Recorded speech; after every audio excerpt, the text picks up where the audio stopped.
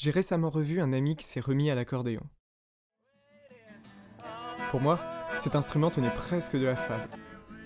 Mais quand les premières notes ont résonné, là, dans ce salon, que j'ai vu qu'on pouvait de nos jours retrouver les danses de salon, quand nous avons enchaîné sur une soirée de chant traditionnel, qu'on a redécouvert des rythmes oubliés dans les tréfonds de nos pensées, eh bien quand j'ai revécu cette joie,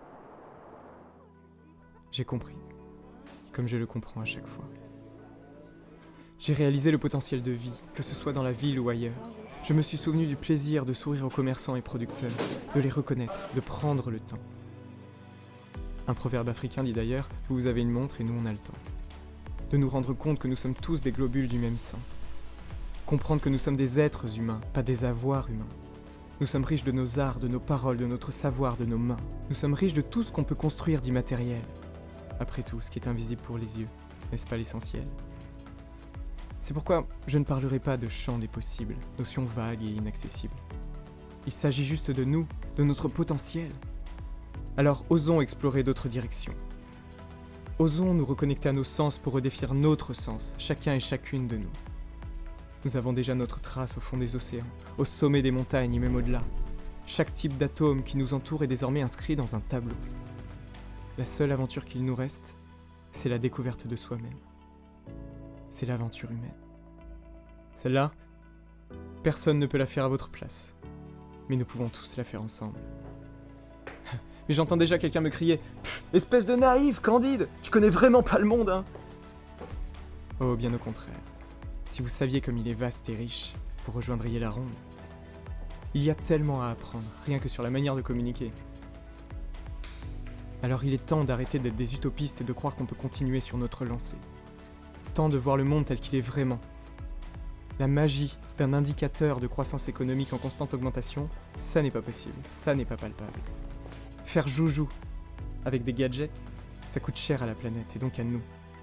La croyance en des solutions technologiques ne nous sauvera pas d'un coup de baguette magique. Il est temps d'aller dans le sens du vrai progrès. Et le progrès sera dans la conscience environnementale ou ne sera pas. Bien sûr, nous ne rejetons rien. Zéro déchet, tu connais. Les réseaux sociaux, par exemple, aident à montrer les possibilités.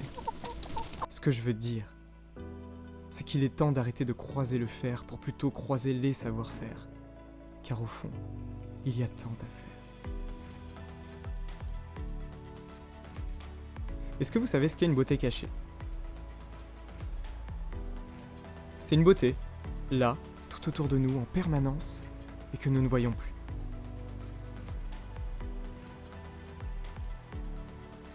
Les étoiles, la blancheur de la Voie lactée, c'est là, à chaque nuit, présente, et pourtant cachée par la lumière constante. Le silence. Par définition, ça n'a besoin de rien, le silence. C'est là, tout le temps, à tout moment, gratuit, et constamment caché par le bruit. Déjà, je me demande à quel moment ça a été socialement acceptable qu'on ait des bruits de moteur au pied de nos chambres, jour et nuit. À quel moment on a dit « Oui, ok, ça fait un bruit monstre, mais c'est pas grave, les gens s'y habitueront. » Plus généralement, quand je vois des fleurs bétonnées, des montagnes embrumées, des lieux oubliés, des talents gâchés dans la peur de manquer. Je me dis dommage de ne plus voir tant de beauté. Car au bout du compte, c'est la beauté qui nous touche et dont on se nourrit. Alors il serait peut-être temps d'arrêter de botter en touche et de dire oui.